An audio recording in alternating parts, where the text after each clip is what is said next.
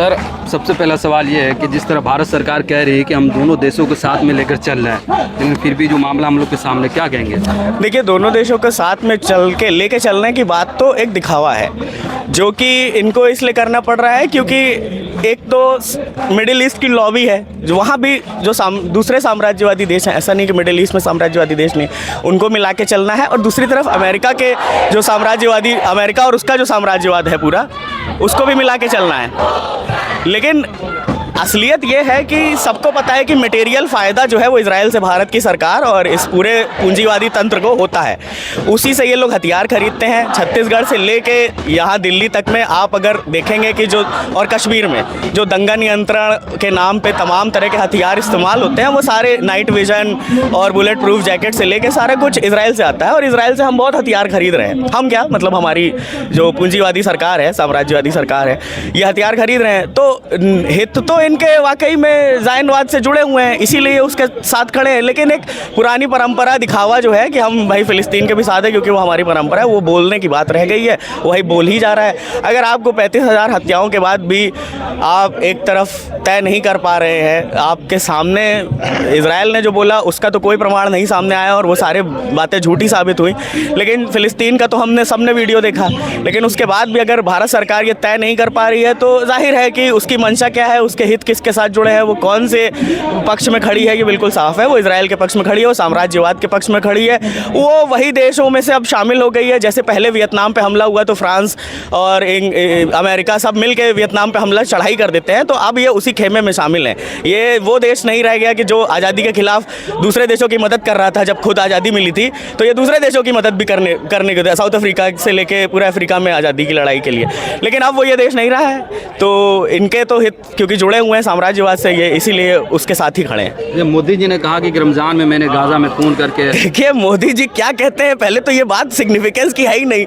वो क्या कर रहे हैं, वो क्या खा के बैठे हैं, वो क्या बोल देते हैं। वो तो ये भी कल बोले हैं कि गांधी जी को कोई नहीं जानता था पिक्चर आने से पहले, गांधी मूवी आने से पहले। वो तो इस चुनाव में तो उन्होंने जो जो बातें बोल दी हैं, उसके बाद हमें नहीं लगता कि मोदी जी की किसी भी बात का कोई 2 पैसे की कीमत रह गई है। मतलब कोई अगर कहे कि मोदी जी की बात, मोदी जी ये बोल दिया, तो मुझे हंसी आ जाती है। वो क्या बोल रहे हैं, उनको कुछ खुद समझ में आ रहा है? उनको कोई बताता है कि कल आपने क्या बोल दिया, भांग खाए हुए थे, कौन से नशे में थे?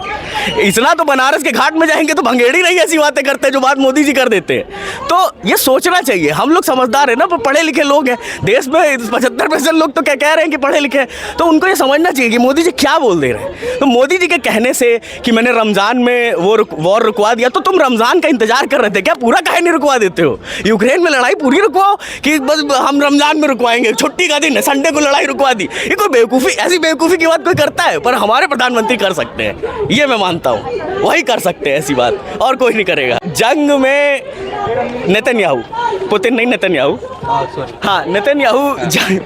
अब वही बात हो गई कि हम आपके घर पे पूरे मोहल्ले पे बम गिरा दें और कहें कि नहीं हम तो टारगेट नहीं कर रहे थे, हम मासूम लोगों को नहीं कर रहे, हम आतंकवादी कहे चेक कैसे कर रहे हैं? मतलब इनके पास तो काफ़ी इंटेलिजेंस है, तो हम लोग को बता देना चाहिए कि एक घर में रहने वालों में जब घर में घुसते हैं तो कैसे तय करते हैं। क्या वो सारे बच्चे जो मारे गए, जिनकी लाशें हम लोग रोज़ देखते हैं, कि कमी नहीं है अभी देखने वालों के लिए, तो क्या वो सब आतंकवादी थे? तो नेतन्याहू वगैरह ये तो देखिए, जो खुद इस जंग का फ़ायदा उठाएंगे, जो इस जंग के दम पे चुनाव जीतेंगे इजराइल में, ये बात हम लोग को जाननी चाहिए कि नेतन्याहू की ये मजबूरी है इतना राइट विंग स्टैंस लेना कि फ़िलिस्तीन को हम ख़त्म कर देंगे, क्योंकि उन्हें भी चुनाव जीतना है और उनके खिलाफ बहुत माहौल बना है इजराइल में। तो ये उनकी मजबूरी है, वो अपने चुनावी फ़ायदे के लिए, अपनी राजनीति चमकाने के लिए, सत्ता में बने रहने के लिए कर रहे हैं। दूसरे उनके ऊपर उनको पूरा साम्राज्यवादी देशों का साथ मिला हुआ है, इंग्लैंड से लेकर अमेरिका तक।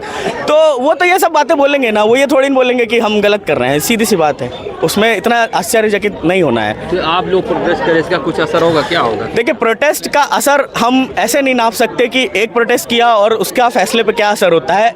ये जनता के दिमाग पे असर डालता है, जनता के मन में ये विचार आता है। इतने सारे लोग इकट्ठे होते हैं तो दूसरे लोग भी देखते हैं, और जब ये विचार बनता है तभी उसको लेके बदलाव के लिए दबाव बनाया जा सकता है।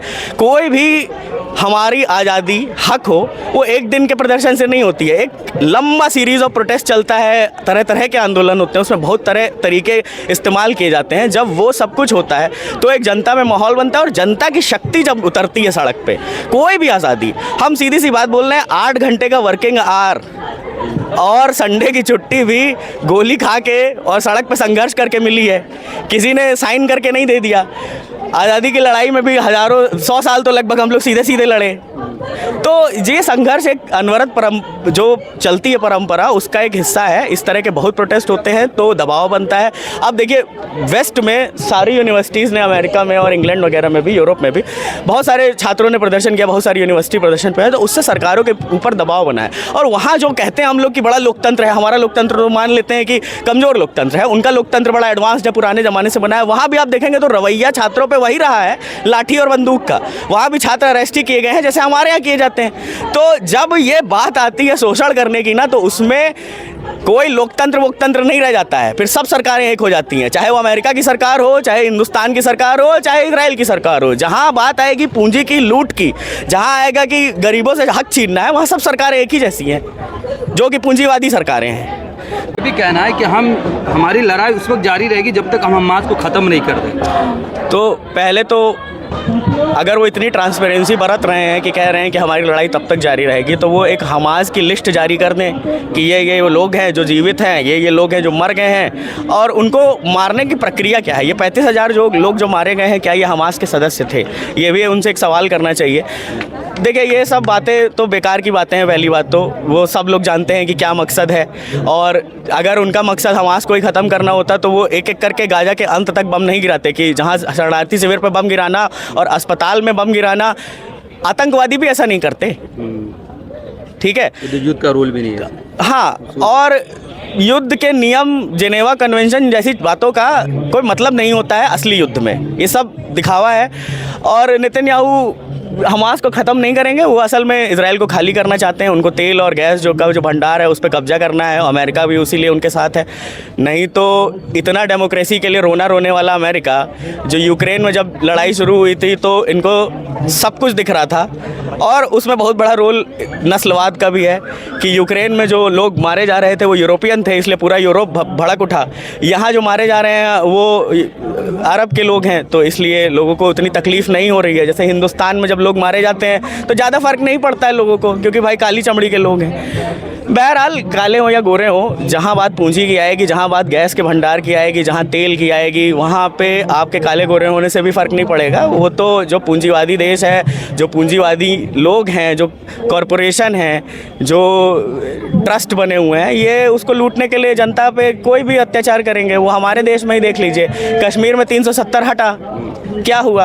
अब लद्दाख के लोग प्रदर्शन कर तो रहे हैं, कौन सुन रहा है? कल लद्दाख में इस बात की खुशी थी कि ऑटोनॉमी मिल जाएगी, लैंग्वेज मिल जाएगा, लेकिन आज उनके सामने वही संकट आया कि हमारी तो सारी प्राकृतिक संपदा को ये लोग नष्ट कर देंगे। तो 370 हटाने के पीछे क्या कारण था? इंटीग्रेशन, लूट ही कारण था ना 370 हटाने के लिए। कश्मीर को लूटना था जो आज तक खनन हो नहीं पाया, उसी के लिए किया गया है। तो वही चीज़ इजराइल फिलिस्तीन में है।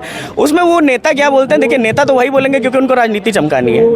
जनता क्या बोलती है ये महत्वपूर्ण है, नेता तो कुछ भी बोलते हैं। सर लास्ट वाला बहुत थक चुके हैं, क्या बोलना है कि ये जो आपका प्रोटेस्ट है इसको कहीं ना कहीं मतलब लोग राष्ट्रवाद की नज़र से देख रहे हैं कि सरकार उनके हित में और आप लोग सरकार के अगेंस्ट जा रहे हैं? देखिए राष्ट्रवाद और देशभक्ति दो अलग अलग चीज़ें हैं, पहली बात तो। और दूसरी बात हम ये भी बोल दें, हम राष्ट्रवादी नहीं हैं, हम अंतर्राष्ट्रीयवादी हैं। हमारे ही यही राइट विंग ये खुद अपना इतिहास खुद क्यों नहीं पढ़ते हैं? हम ही लोग बोले हैं ना वासुदेव कुटुंबकम, तो दुनिया हमारा घर हुई ना। ये पूरा एक ही देश थोड़ी ना। हम अंतर्राष्ट्रीयवादी, हम राष्ट्रवादी नहीं हैं, साफ बात है ये। हम लोग सब देशों को, सब जनता को, सबको मिला के चलना चाहते हैं, सबके साथ रहना चाहते हैं, सबके बीच सामंजस्य बने। और हम क्यों इस दुनिया को ऐसे ही ले जाना चाहते हैं क्या, जिसमें एक देश दूसरे से लड़ता रहेगा? ऐसी तो दुनिया हम नहीं बनाना चाहते हैं, कोई नहीं चाहता कि ऐसी दुनिया बने। तो राष्ट्रवाद वाली बात तो एकदम फालतू बात है, जो खाली ये लोग चुनाव जीतने के लिए करते हैं। इनको भी कितना प्यार है इस देश से वो हम लोग देख ही रहे हैं कि लाखों बेरोजगार घूम रहे हैं, को सरकार पे कोई असर नहीं है। जहाँ तैयारी करते हैं, यही मुखर्जी नगर में छात्र, पटना में, इलाहाबाद में, वहाँ आप देखेंगे तो हर हफ्ते एक सुसाइड होता है। वहाँ राष्ट्र नज़र नहीं आता, राष्ट्र का वहाँ कोई अहमियत नहीं रहती है। जब आप बेरोजगार हो जाते हैं तो कह देते हैं कि आप में खुद काबिलियत नहीं है, और देश अपने आप आगे चला जाएगा बिना रोजगार दिए।